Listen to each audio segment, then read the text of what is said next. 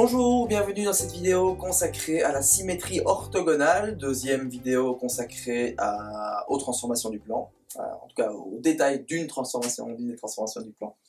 C'est une transformation un petit peu plus simple que la translation. C'est quelque chose qui est assez intuitif à comprendre, et surtout c'est la plus, à mon sens c'est une des plus visuelles, parce que des symétries orthogonales, on en voit partout, on en a même dans notre propre corps. L'image la plus bateau, hein, c'est le fait de se dire, même si c'est pas réellement vrai, parce qu'on n'est pas parfaitement identique à gauche à droite, c'est qu'on a une symétrie orthogonale qui traverse tout notre corps. Avec nos mains, par exemple, si je mets mes mains comme ça, on voit que si je retourne l'une sur l'autre, d'accord, elles viennent se superposer. Et donc c'est d'ailleurs le verbe associé à cette transformation du plan, c'est retourner. Donc il va s'agir de retourner pas n'importe comment. J'ai dit qu'on avait ici, tu vois, j'ai fait ce geste-ci pour simuler un peu une droite, un axe sur lequel je me replie, sur lequel je peux retourner ma main l'une ou l'autre, enfin une de mes mains ou l'autre. Et donc l'élément caractéristique de ma symétrie orthogonale, c'est bien un axe de symétrie, un axe, l'objet de base qui représente un axe, c'est une droite. Ok? Donc un axe de symétrie, c'est l'élément caractéristique de ma symétrie orthogonale. Comme tu le sais, si tu as bien suivi les vidéos jusqu'ici, une droite, comme un axe c'est une droite, et qu'une droite peut se noter de deux manières différentes. On peut soit la noter par une minuscule, ou soit la noter par deux majuscules qui sont en fait des points de cette droite. Donc ici par exemple je vais dire que ma droite D et ma droite XY sont identiques, hein. Et donc on va voir ici maintenant les notations, les deux notations possibles pour la symétrie orthogonale. Dans ce cas-ci, je vais chercher à construire l'image du triangle ABC par la symétrie orthogonale d'axe D. Et donc, une symétrie comme tout à l'heure ou hier, je ne sais pas quand tu as regardé cette vidéo, mais moi j'ai tourné tout à l'heure. Hein. Pour la translation, ça commençait par un T, et bien pour la symétrie, ça va commencer par un S.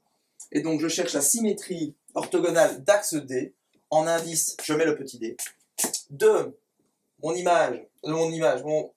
ma figure d'origine du triangle ABC, eh bien, comme c'est une isométrie du plan, hein, comme les invariants sont valables, les quatre invariants sont valables aussi pour ma symétrie orthogonale, ça va être aussi un triangle, je vais l'appeler ABC', A'B'C'. Ce sera un triangle. Donc ceci se lit, la symétrie orthogonale d'axe D du triangle ABC est un triangle A'B'C'. On va le construire juste après pour que tu comprennes. Une autre manière de l'écrire, ça pourrait être la symétrie d'axe XY, et après tout le reste est pareil. Du triangle ABC est un triangle A'B'C'. Donc bien faire attention, quand j'ai un S avec deux majuscules ou un S avec une minuscule, c'est que je parle d'une symétrie orthogonale. Bon. Passons à sa construction, si tu veux bien. Alors, je veux construire, comme tout à l'heure, c'est un triangle, les trois points principaux sont mes trois sommets. Je vais construire l'image de mes trois sommets. Pour construire l'image de mes trois sommets, je dois à chaque fois tracer une perpendiculaire à mon axe qui passe par mon sommet. Et comme nous l'avons vu quand nous avons vu les objets de base, pour tracer une perpendiculaire, je vais utiliser cette droite ici, ces petits traits qui passent par le 90.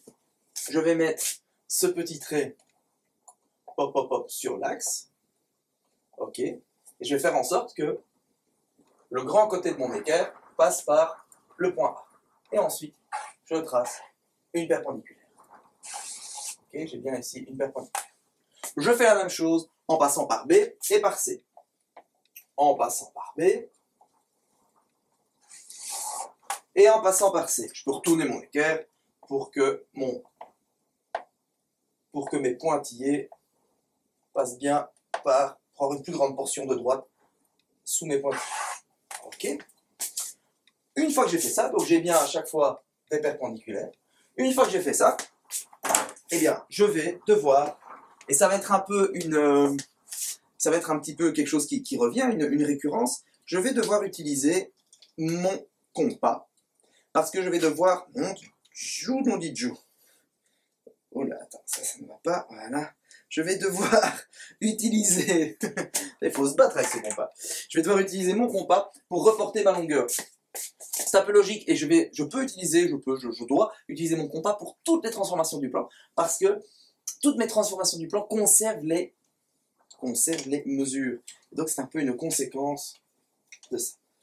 Pour cela, rien de plus simple. Je prends ici, je mets ma pointe sèche à mon intersection entre ma perpendiculaire et mon axe. Je prends l'ouverture ici, hop, et je la reporte de l'autre côté.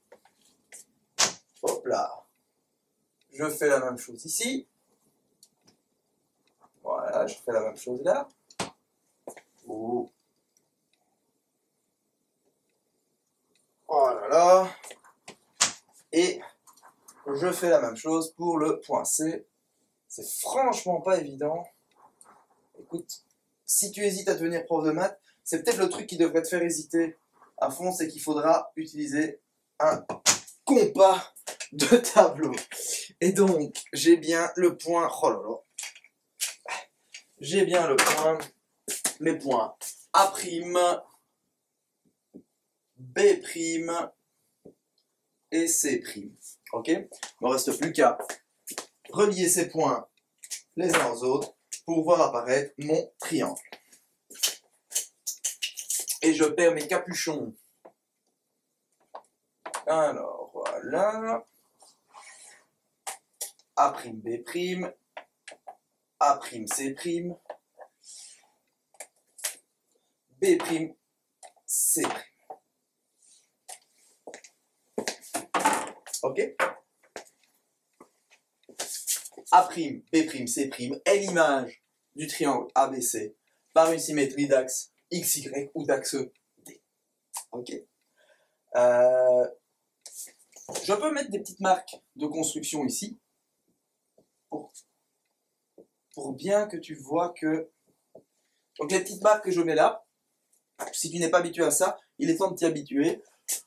Si je marque ce côté-ci du même trait que ce côté-là, ça veut dire que ces deux segments-ci sont de la même longueur. J'ai le même trait, deux petits traits, ça veut dire que c'est la même longueur. Trois petits traits, ça veut dire que c'est la même longueur. Ok? Ok. Alors, nous allons passer maintenant à la définition formelle. Alors la définition formelle, tu vas voir, elle est super facile, beaucoup plus simple que pour la translation. Je dirais que, je vais prendre par exemple pour le point A, je dirais que l'image du point A par une symétrie axiale, on peut dire asymétrie axiale, symétrie orthogonale d'axe D, l'image du point A est égale à A', si, et seulement si, D, la droite D, est la médiatrice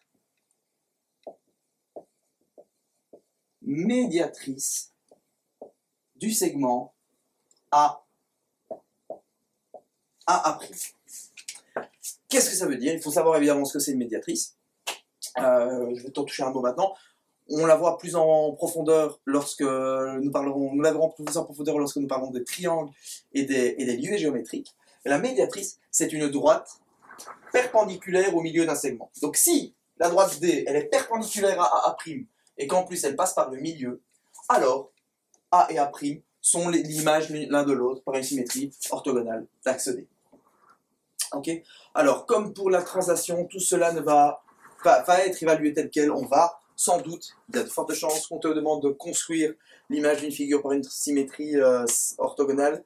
On va te demander de manipuler ceci. On va peut-être parfois te dire, tiens, tu auras ça, hop, et tu devras mettre que c'est ABC. Ok? Voilà, il manquera juste le D. Il faudra que tu mettes que c'est bien le D et pas d'autres lettres. D'accord?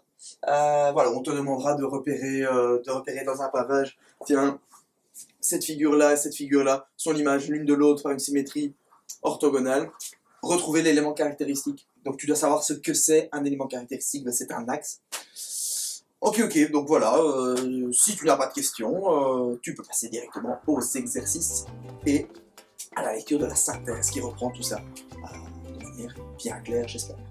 À très bientôt.